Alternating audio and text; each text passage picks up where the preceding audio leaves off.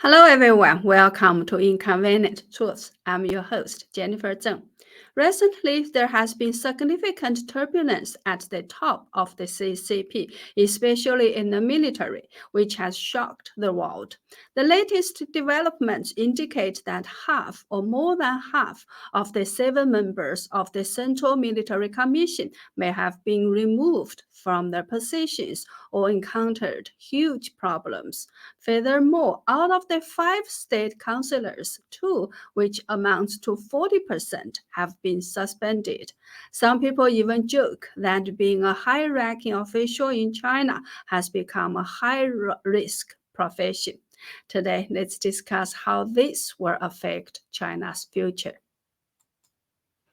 Let's start by looking at this news report from the CCP's mouthpiece, CCTV, on September 15th. It's about the thematic education on learning and implementing Xi Jinping thought on socialism with Chinese characteristics for a new era in the military.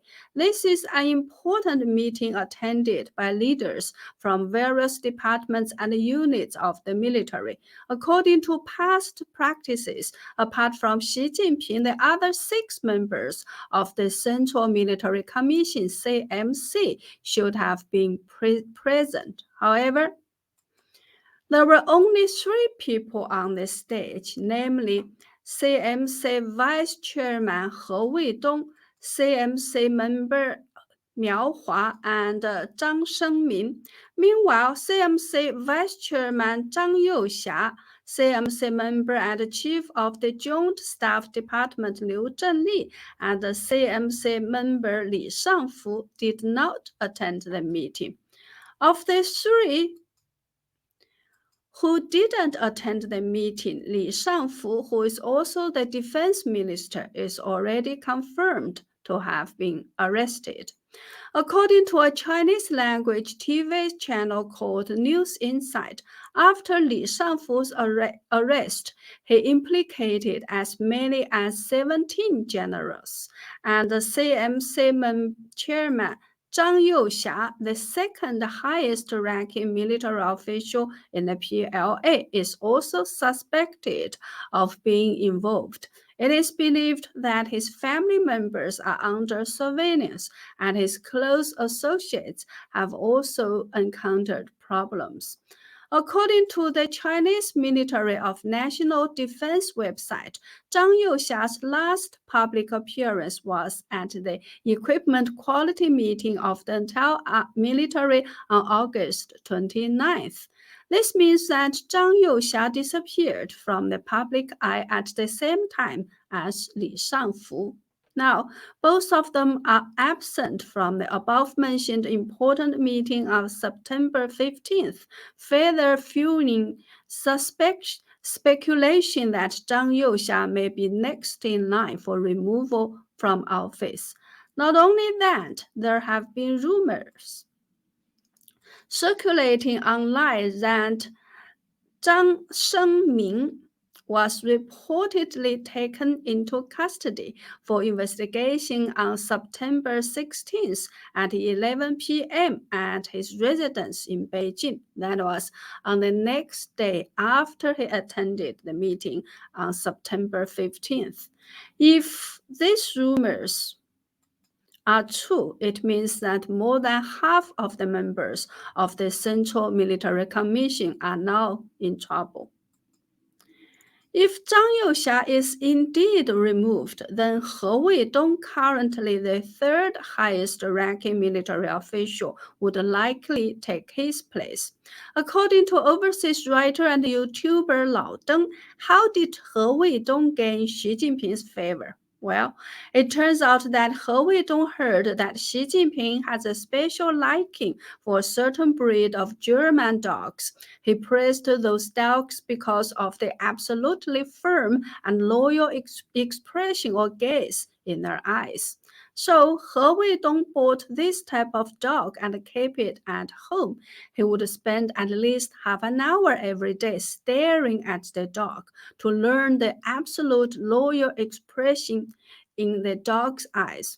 After that, when he had the opportunity to get close to Xi Jinping, while other officials crowded around to speak and please Xi, He Weidong stood at a distance, refraining from talking to Xi Jinping. Instead, he gazed at Xi Jinping with the same unwavering loyalty that Xi Jinping liked in a German dog. And this finally caught Xi Jinping's attention.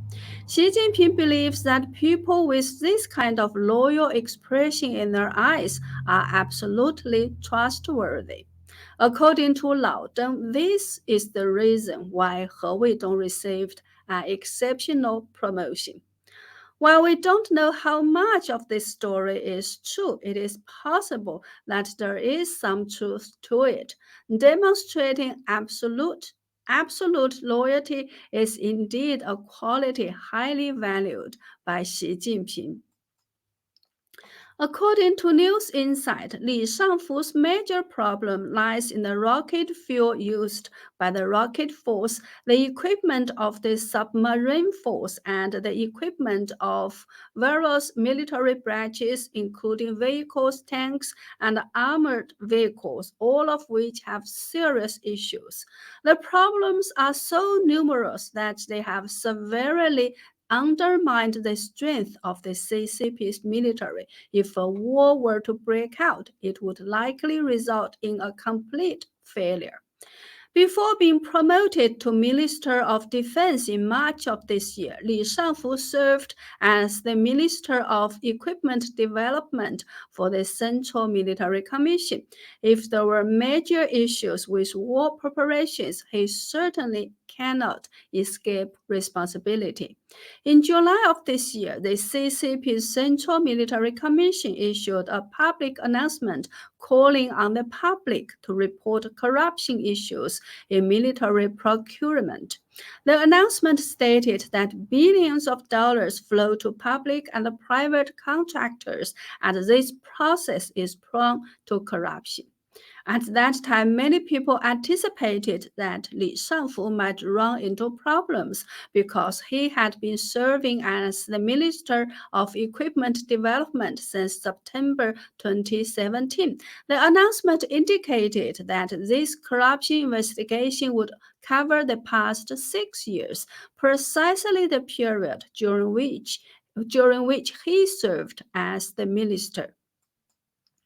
A few days ago, I reported that China's Foreign Minister Wang, who replaced Qin Gang, was ordered to write a self-critique at home due to his mishandling of the situation at the BRICS summit, which led to Xi Jinping's embarrassment. It is said that in his written self-critique, he downplayed himself to the point of worthlessness. Only after that was Xi Jinping satisfied. So he was only allowed to leave his house to meet with U.S. National Security Advisor Sullivan in Malta on September 17th to 16th to 17th.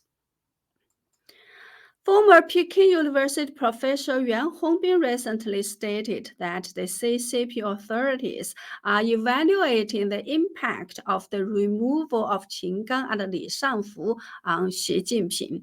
Yuan Hongbin said, based on information he received from sources within the CCP, Li Shangfu would also be removed from his position.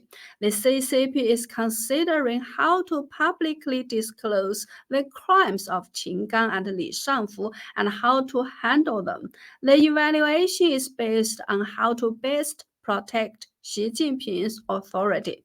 Yuan Hongbin stated, whether it is Qin Gang or Li Shangfu, both were promoted by Xi Jinping as individuals he had extreme trust in. And within such a short time, such significant problems have emerged, which has at least raised doubts within the party about Xi Jinping's judgment in selecting personnel. Currently, an evaluation team led by Li Shulei, Minister of the CCP's Propaganda Department, is assessing the cases of Qin Gang and Li Shangfu. The authorities need to determine whether to fully disclose their alleged corruption practices, including issues related to their personal conduct and political loyalty, or to use a more moderate and reserved approach, such as due to their mistakes in their work in accordance with the principle of accountability, their positions should be revoked, and so on.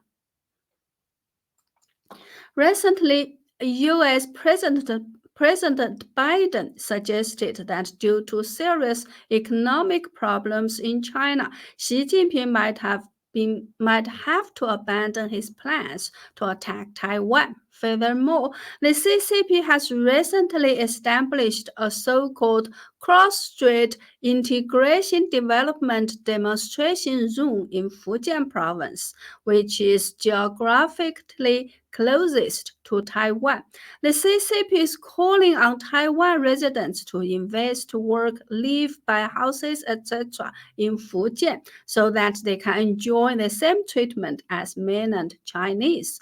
It seems that the CCP is once again trying to engage in united front activities using peaceful means to unite Taiwan. However, Yuan Hongbin believes that this is merely a psychological war, attempting to undermine the resolve of Taiwan's society to resist the CCP's invasion. It does not mean that Xi Jinping intends to change his basic strategy of launching a war in the Taiwan Strait.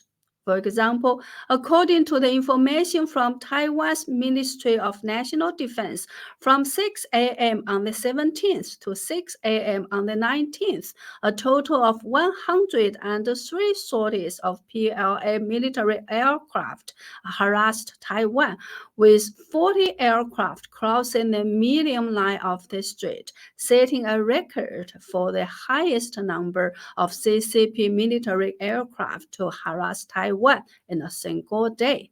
On the same day, Wang Yi was in negotiations with U.S. National Security Advisor Sullivan. This incident suggests that the CCP's negotiations with the U.S. have no sincerity at all. Another important point to note that according to internal information from China, due to high youth unemployment rates, it's challenging for young people to find jobs.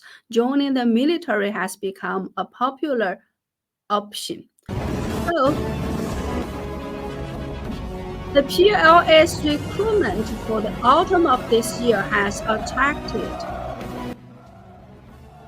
a record 10 billion applicants. Many of them are college graduates. There are two main reasons for such a large number of people enlisting in the military. One, the very, very high unemployment rate. Two, Xi Jinping's efforts to attract recruits. The CCP has been constantly improving the benefits for military personnel. After 2 years of compulsory service, soldiers receive a basic salary of 8,000 yuan or $1,100 per month, in addition to food, clothing, and various other benefits, resulting in actual income exceeding 10,000 yuan or more than $1,300 per month.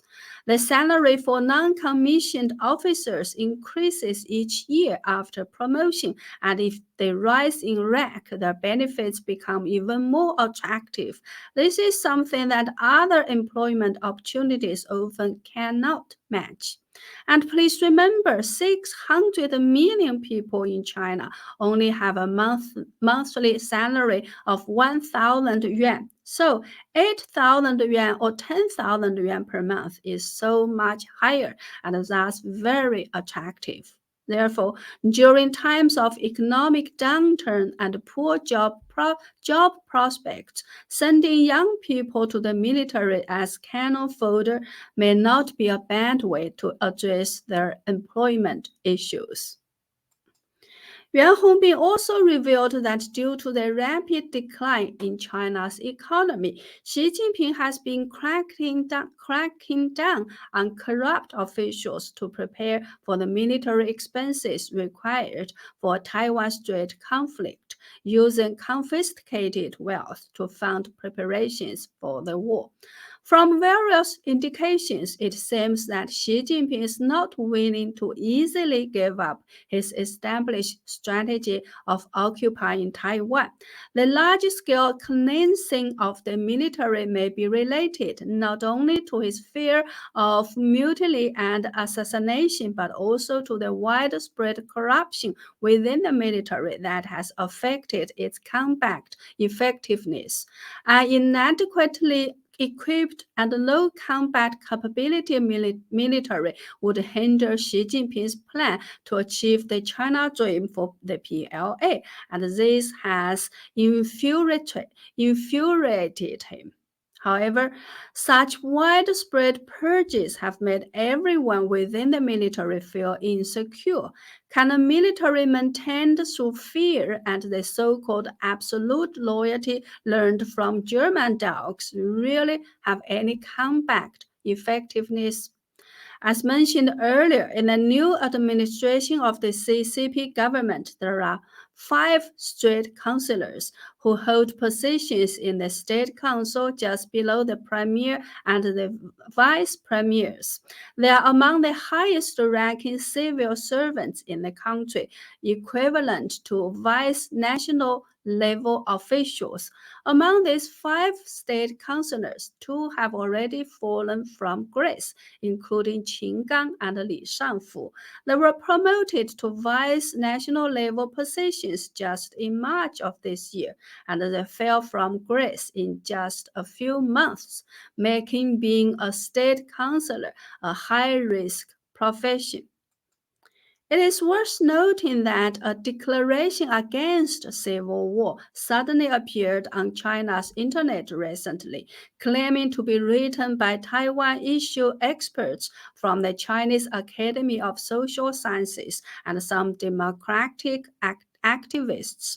This declaration, which opposes the use of force to attack Taiwan, has been circulating on China's internet without being censored, leading some commentators to call it a significant political development.